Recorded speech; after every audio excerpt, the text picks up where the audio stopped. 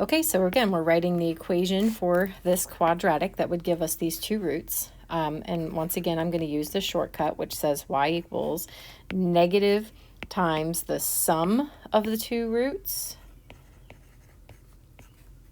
times x, and then plus the product. So in order to do that, I need to know the sum and I need to know the product. So the sum is going to be 5 minus 6i plus 5 plus 6i. Hopefully you see that that's just going to be 10. So right here, we're going to put 10.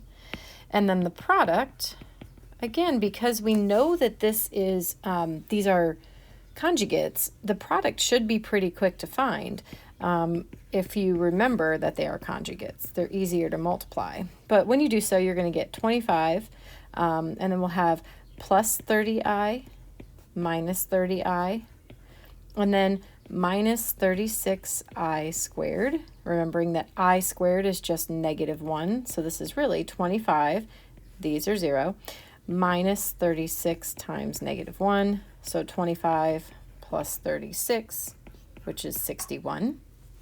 So then we'll put 61 right here, and our equation ends up being y equals x squared minus 10x plus 61.